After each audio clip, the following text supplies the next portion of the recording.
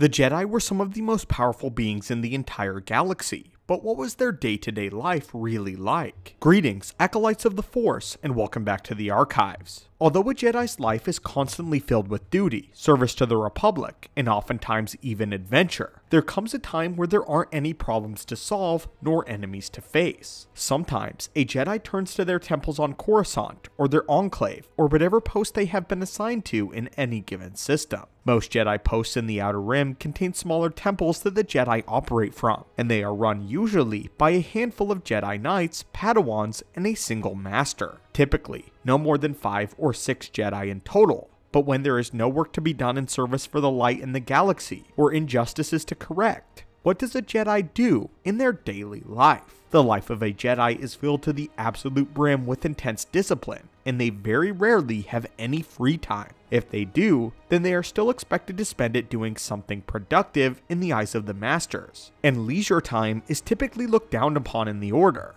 It is not banned or ruled out by any means, but the space for free time is rather narrow. So what does the day-to-day monotony of a Jedi look like? This all of course depends on their rank and position, whether they are a Guardian, Consular, or Sentinel, but we will take a look at each one, as well as how they share many similarities and their time not in battle. Let's walk through the typical life of a Jedi Knight. The Jedi awake early in the morning. Once the Jedi wake, they stretch before going down to the temple refectory for breakfast. Located throughout the temple, the refectories consist of a kitchen, a dining hall, and were serviced by supplies and ingredients from the temple storage level and the kitchen gardens. Each of these dining halls is typically filled with trestled tables that were flanked by benches. Holodisplays were hung along the pillared walls to show news from across the galaxy. Jedi Knights and Masters likely watched these holodisplays to keep up to date with the ongoings in the galaxy, as they had to keep at least general tabs on the current political climate in order to stay consistent as peacekeepers. In addition to these large grand dining halls, there were also smaller rooms that were in use, typically utilized by youngling clans during the early days of training, with these being smaller, more intimate chambers. Typically very early in the day, Jedi Masters would visit the rooftop chambers and talk to the extremely young Jedi initiates. After this, the Jedi likely all split off into their various groups or individuals to pursue their daily activities. Younglings followed a very strict training regimen so that they were all kept together in their individual clans, spending early hours of the morning in deep meditation, learning to connect with the Force. Meditation is something that took up the majority of a Jedi's life. Gardens and meditation rooms make up the bulk of space in the Jedi Temple, and all of the Jedi are asked to meditate. This was a time for them to fully commune with the Force and bring it within themselves daily. And although it could be perceived as boring, it was crucial to a Jedi's training and their daily life. Meditation was quintessential for all ranks of Jedi,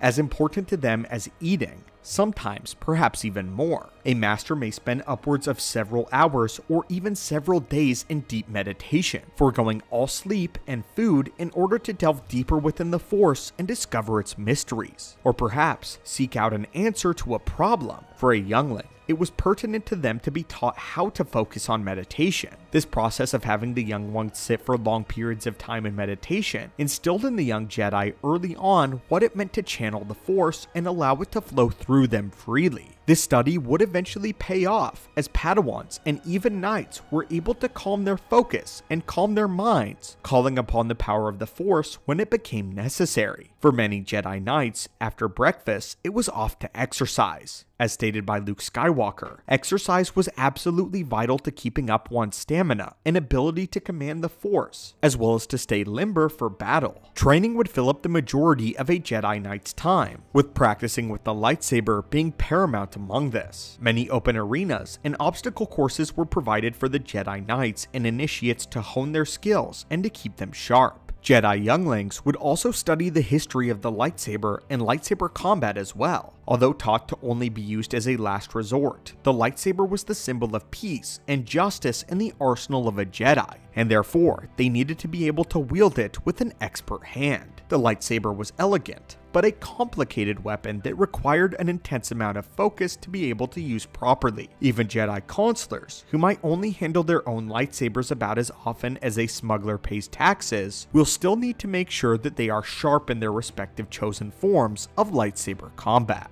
After the younglings would finish their physical exercise, they are expected to clean their uniforms. The tunics worn by a Jedi were kept in high regard, as they were the signature of the Jedi to the wider public. As such, if a youngling had an unkempt or poorly cleaned uniform, they would be scolded by their masters. The uniform and boots had to be cleaned and shined to near perfection by the younglings themselves, and they were not allowed to have the droids do it for them.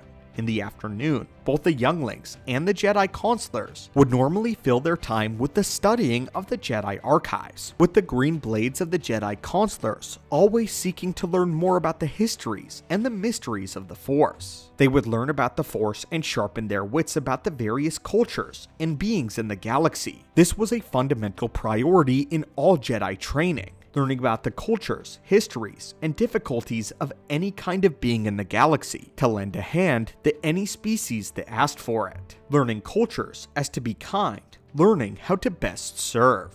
A Jedi was expected to be proficient in many languages and cultures. Obviously, it was impossible to be adept at all of the billions of people around the galaxy. However, the most prominent species were subjects of great study. Oftentimes, younglings would also spend time taught about the history of all the many statues and carvings of the Jedi Temple. Consulars would spend a great deal of their time learning about philosophy and delving into the mysteries of the Force, studying scrolls and holocrons of old. With that said, it was somewhat rare to find the Jedi Guardians and Protectors around the archives of old, as their priority was the protection of the galaxy and the Jedi themselves. Some Guardians were even placed in the archives as a form of punishment, but most Guardians were in the field, somewhere in the galaxy, serving the innocent.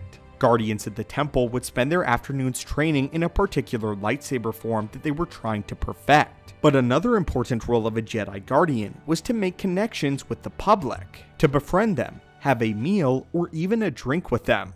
A Jedi was expected to refute all their inner desires and compulsions unless alcohol was important to blending in, building a connection, or accepting someone's culture on a mission. It was banned, however, for a Jedi to consume any drugs such as spice, death sticks, smash, or other substances. Not only because they were highly illegal, but these sort of vices clouded the minds of the Jedi and would separate a Jedi from the Force since they wouldn't be able to properly focus on it. Anyway, other, more mechanically gifted Jedi, such as Anakin Skywalker, might fill a free afternoon by tinkering in the hangar areas, or their personal quarters, or making some upgrades to their starships. Lunch and dinner would be served at their respective times, again in the refectory. The diet of a Jedi consisted of a healthy balance of all the necessary food groups from each individual species, in order to operate at peak physical condition. Their meals were highly regulated and fine-tuned to incorporate only the necessary nutrients that any given Jedi and species needed. It also apparently didn't taste very good, as their primary focus was to be on the temple and the Force, and the Jedi did not want any distractions. By the end of the day, if they didn't have anywhere they needed to be or leave, the Jedi would return to their quarters, neatly fold their tunics up at the front of their bed, and go to sleep. Many more restless Jedi or masters may decide to meditate or pursue the archives further. But again, my friends, this was the typical day of a Jedi Knight. How do you think this sounds? And do you think that you yourself would make a good Jedi?